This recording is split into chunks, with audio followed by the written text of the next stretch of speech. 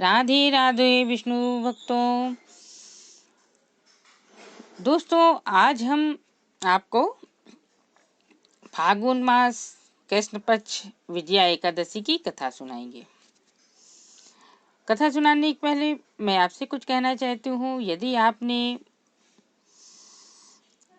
मेरा channel subscribe ना किया हो तो चैनल को सब्सक्राइब कर लीजिए और इस वीडियो को ज़्यादा से ज़्यादा शेयर करें, जिससे सभी लोग कथा सुन सकें।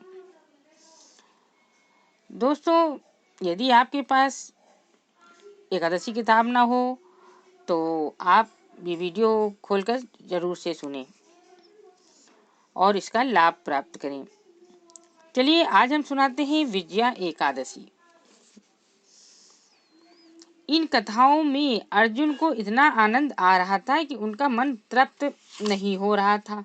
जय एकादशी की कथा सुनने के बाद वह बोले, हे मधुसूदन, फागुन मास के कृष्ण पक्ष की एकादशी का क्या नाम है तथा उसके व्रत की क्या विधि है?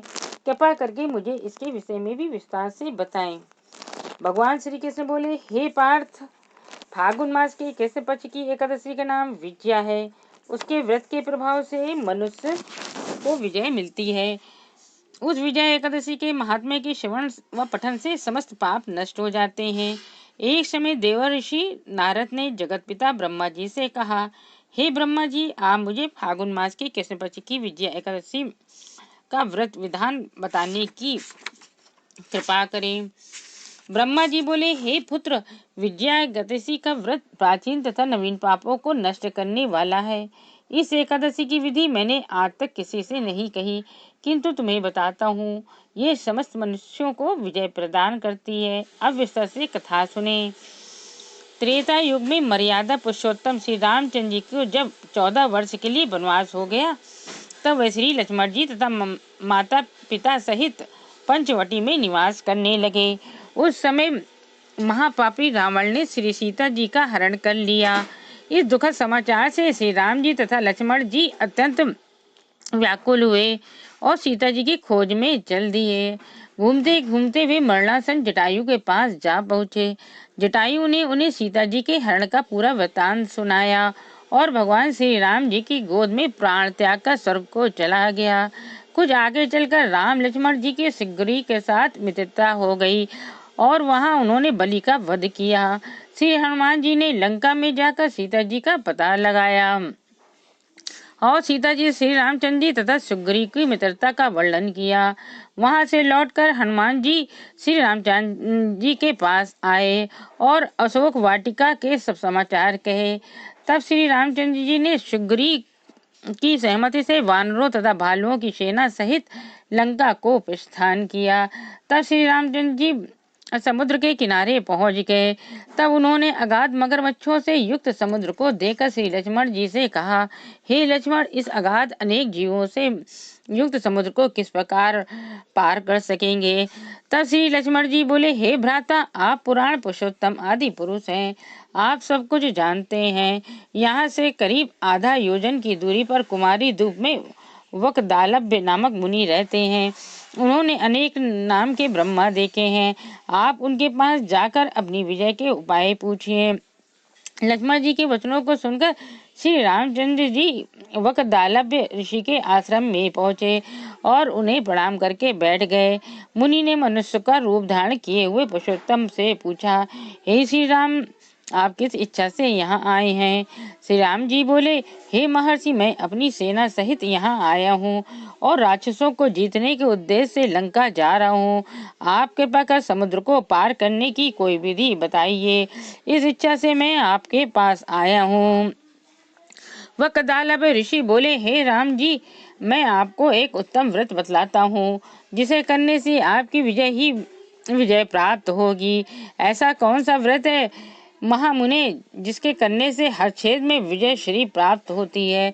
उत्सुक होकर श्री राम जी ने पूछा। तब महर्षि श्री वकदालभ बोले, हे मर्यादा पुरुषोत्तम, फागुन मास के कृष्ण पक्ष की विजया एकादशी का व्रत करने से आप अवश्य ही समुद्र के पार हो जाएंगे और युद्ध में भी आपकी विजय होगी। हे राम जी, इस व्रत के लिए दशमी के दिन स्वर्ण, चांदी, तांबे या मिट्टी का एक कलश बनावे। उस कलश को जल से भरकर तथा उस पर पंचपल्लव रखकर उसे वेदिका पर स्थापित करें।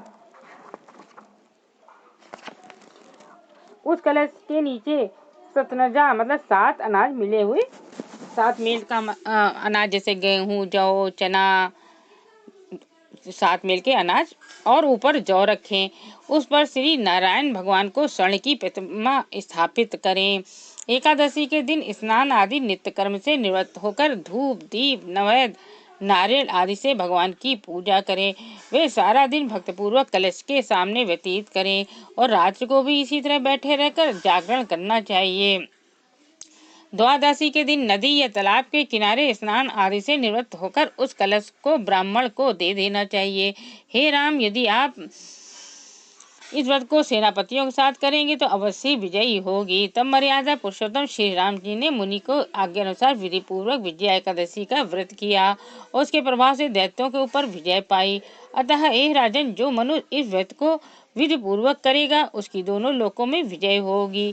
श्री ब्रह्मा जी ने नारद जी से कहा था, हे पुत्र, जो इस व्रत का महात्म्य सुनता है या पढ़ता है उसे वाजपेयी यज्ञ के फल की प्राप्ति होती है। विष्णु भगवान को किसी भी रूप में पूजन मानव मात्र की समस्त मनोकामनाएं पूर्ण करता है। भगवान राम हालांकि स्वयं विष्णु के अवतार थे, अपितु अपनी लीलाओं के चलते प्राणियों को सद्मार्ग दिखाने के लिए उन्होंने विष्णु भगवान के निमित्त इस व्रत को किया। विजय की इच्छा रखने वाला कोई भी मनुष्य इस व्रत को करके अनंत फल का भागी बनता है। विजय एकादशी का व्रत प्राणी मात्र को हर क्षेत्र में विजय श्री प्रदान करता है। ये थी विजया एकादशी व्रत कथा। आप इसको ज़्यादा से ज़्यादा शेयर करें। चलिए अगली वीडियो मिलते हैं। राधे राधे।